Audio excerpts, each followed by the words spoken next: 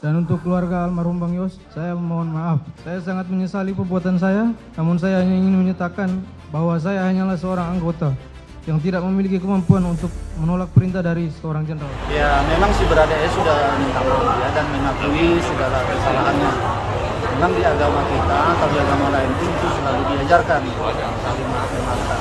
Tapi ini kan proses hukum sedang berjalan. Mari kita ikuti terus proses hukum yang sudah berjalan.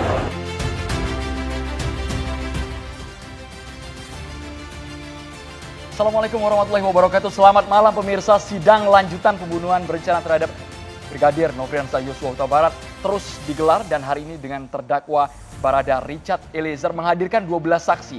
Mulai dari orang tua, ibu, ayah dari Yosua, kemudian adik, kakak, dan juga sepupu, bahkan hingga kekasih Yosua, Vera Mareta, dihadirkan di ruang persidangan. Ya, ada beberapa hal yang menarik. Yang pertama, kalau kita bisa sampaikan, hakim meminta bahwa persidangan kali ini dilangsungkan secara tidak langsung kepada media. Artinya kalau bisa kita lihat bahwa sejumlah hal nanti akan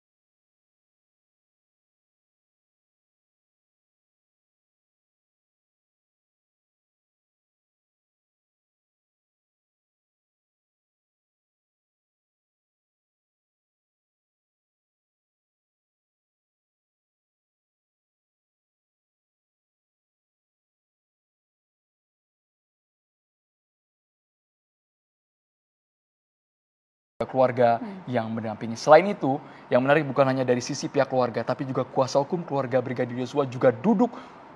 Ia merupakan saksi pertama kali ini, Kamarudin Simanjuntak ya. Iya, kalau kita lihat juga pemirsa sebenarnya tidak hanya kali ini saja, pada sidang ini saja tadi Barada Eliezer kita lihat kemudian langsung meminta maaf kepada pihak keluarga begitu ya. Persis. Tapi kita juga melihat pada sidang sebelumnya beberapa kali kita dengar permintaan maaf ini dilangsungkan oleh Barada Eliezer kepada pihak keluarga.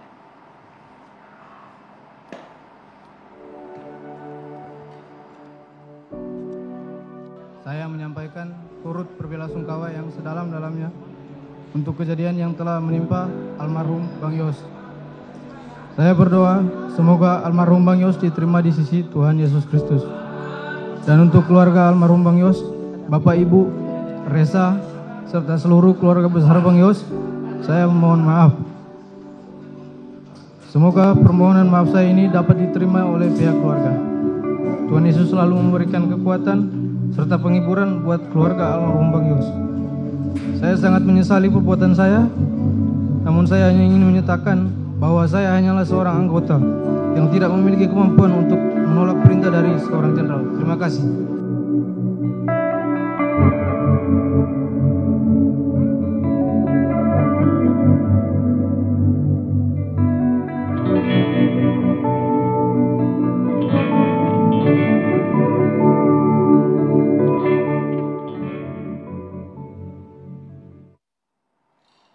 Ya, itu tadi kita mendengarkan bagaimana kemudian surat permohonan maaf kepada pihak keluarga Brigadir disampaikan, dibacakan langsung oleh Barada Eliezer. Banyak pihak mempertanyakan apakah dari sisi emosional yang ditampakkan oleh Baradae, baik itu sebelum persidangan dan ketika meminta maaf pada sidang yang perdana, itu bisa jadi pertimbangan majelis hakim dalam mengambil keputusan dalam sidang kali ini.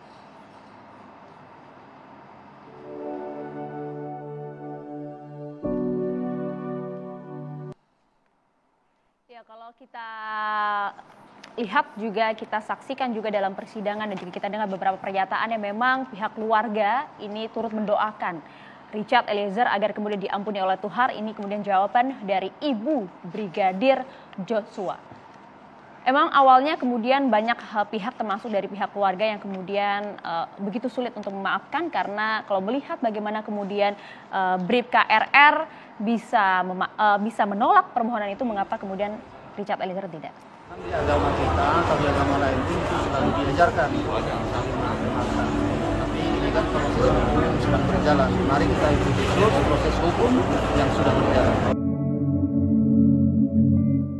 Ya, itu tadi pihak keluarga sudah memaafkan dan kemudian berharap bahwa Baradae ini bisa diampuni oleh Tuhan dan mengikuti saja bagaimana kemudian proses hukum ini berlangsung. Kalau kita melihat dari proses persidangan hari ini, akankah kemudian dari kedua belah saksi ini, akankah meringankan Baradae Eliezer atau justru memberatkan terdakwa Baradae Eliezer? Kita akan bahas langsung bersama dengan sejumlah narasumber kami sudah hadir di studio Catatan Demokrasi. Langsung kita sapa, ada Suparman Marzuki, mantan Ketua Komisi Yudisial. Selamat malam, Pak Suparman.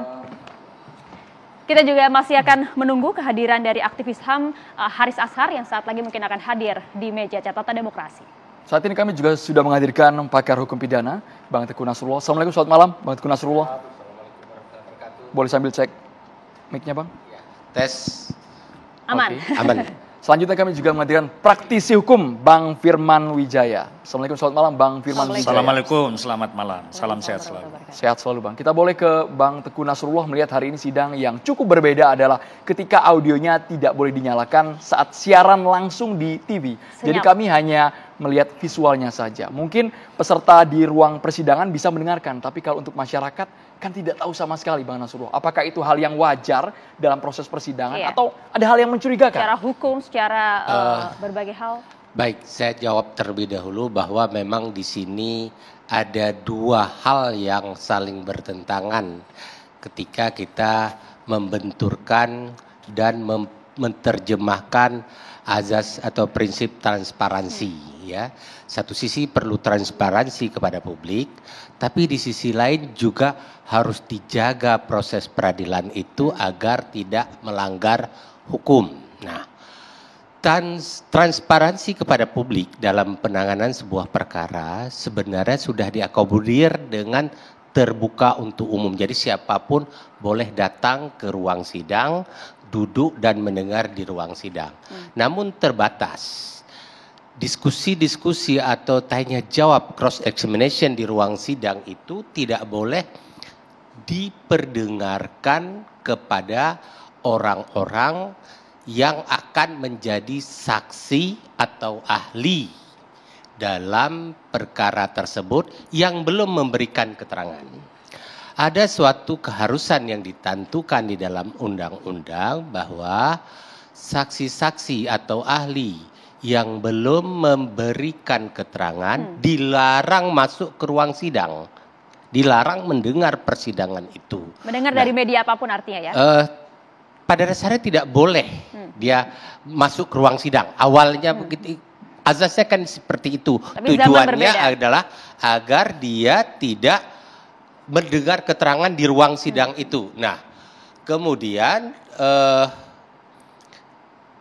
bahkan jika kita mengetahui ada salah satu saksi sudah pernah hadir di ruang sidang sebelumnya, maka kita bisa minta kepada hakim untuk saksi itu didiskualifikasi.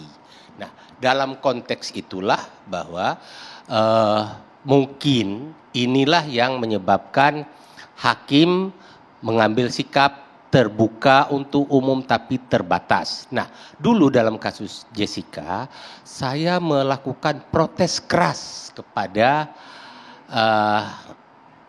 Mahkamah Agung ya, lembaga-lembaga penegak hukum bahwa ini sudah kebablasan protes keras tersebut. Sehingga beberapa teman media pun, "Bang, jangan diprotes dong," katanya. Nggak bisa, ini hukum. Saya harus berada pada hukum yang benar. Nah, coba bayangkan dalam kasus Jessica itu dulu pernah ada seorang saksi atau ahli, saya lupa. Begitu diajukan pertanyaan kepada dia, dia mengatakan, ya, saya ingat itu, pernah diajukan sebelumnya, saya pernah dengar itu pertanyaan. Kemudian dia jawab. Nah, Kalau terjadi hal yang seperti itu, kita minta kepada hakim, majelis hakim, ini saksi sudah pernah mendengar keterangan saksi-saksi sebelumnya. Saya minta kepada majelis hakim yang bersangkutan didiskualifikasi. Apa kira-kira sikap hakim? Bagaimana kalau dengan alasan azas transparansi? Ya, azas transparansi itu adalah silakan orang-orang datang ke ruang sidang, dengar ke ruang sidang.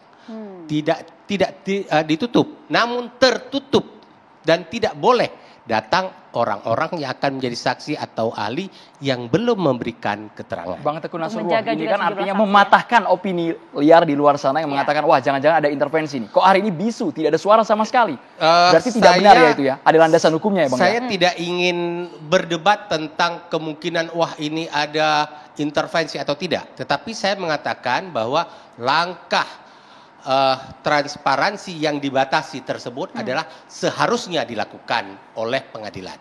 Ya, soal ini apakah ada sebuah intervensi? Saya nggak mau berdebat di titik itu karena saya khawatir ada, tapi saya tidak bisa buktikan atau tidak ada, saya sudah fitnah. Tetapi yang pasti bahwa ini adalah proses persidangan yang harus dijalankan seperti ini.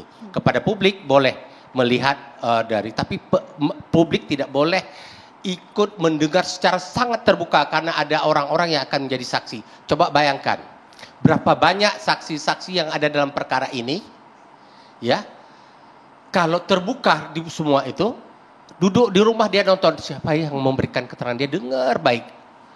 Oh nanti kalau begini saya akan ditanya seperti ini, wah akan digiring begini pertanyaannya. Dia sudah tahu detailnya. Bahkan kadang-kadang dalam penanganan suatu perkara, mungkin rekan Firman ini tahu persis, kita kepada saksi, kepada itu, kita kadang-kadang kita tidak akan membuka dulu apa yang kita tanya. Ya, kita simpan, apalagi kalau saksi itu cenderung berbohong, ya, kita simpan itu data-data yang untuk mematahkan dia berbohong, kita sudah miliki. Ya. Nah, begitu kita ajukan pertanyaan, nanti kita potong dengan data-data ini. Nah, kemudian kalau sudah terbuka, langkah-langkah kita cara bertanya cross examination itu sudah diketahui, ya selesai, saksi sudah antisipasi. Jadi satu sisi saya memahami keinginan publik, termasuk saya. Sangat ingin menonton itu. Apa yang diberikan keterangan oleh ibu itu, bapak itu, kemudian pacarnya, kemudian WA yang diterima, saya ingin. Tetapi saya terpaksa menahan diri bahwa keinginan saya itu tidak boleh merusak sebuah proses peradilan yang benar dan baik. Iya. Untuk menjaga kemudian kemandirian dari persidangan, juga menjaga beberapa aturan tadi yang dilindungi oleh KUHP begitu ya. Kalau berbicara mengenai hal ini, kemudian saya ingin membacakan sebuah artikel, saya ingin bertanya kepada Pak Suparman. Ada artikel yang kemudian mengatakan Komisi Yudisial menyambut baik usul dari tim advokat penegak hukum dan keadilan, Tampak, soal kewenangan penyadapan hakim terkait penanganan kasus Verdi Sambo.